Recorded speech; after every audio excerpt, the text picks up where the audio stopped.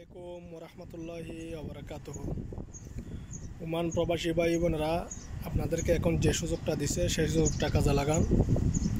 এটার একটা নির্ধারণ একটা টাইম করা হয়েছে, 6 মাস পর্যন্ত থাকবে। 6 মাসের পরে একটা অনেক বড় একটা অভিযান চলবে, অনেক বড় একটা চেকিং চলবে।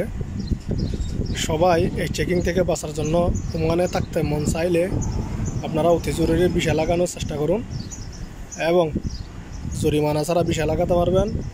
এবং যারা থাকতে চান না ওমানের মধ্যে, যারা চলে যেতে চাইতেছেন, আউটফোর্স চলতেছে, অবশ্যই চলে যেতে পারবেন। আপনাদের কোনো আশা করি কোনো সমস্যা হবে না, কোনো টাকা পয়সা কোনো কিছু ওমানের মধ্যে লাগবে না। আরেকটা বিষয় হচ্ছে যে ওমানের মধ্যে আপনি ভালো স্পন্সর দেখে, ভালো আরবাব দেখে আপনি অবশ্যই ভিসা পতাকা লাগানোর চেষ্টা করবেন। কি জন্য? আরবাব যদি ভালো না হয় এই দেশের মধ্যে কোনো শান্তি নেই। আগে যেরকম শান্তিতে ছিলেন না, এখনও তেমন শান্তি পাবেন না। অবশ্যই ভিসা লাগানোর জন্য আপনাকে কী করতে হবে, ভালো আরবাব কথাবার্তার মাধ্যমে আপনারা ঠিক করে রাখবেন।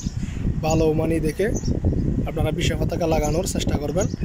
1 টাকা 5 টাকা বাড়তি নেই, তারপরেও আপনারা অন্তত ওমানের মধ্যে থেকে কাজকাম করে শান্তি পাবেন।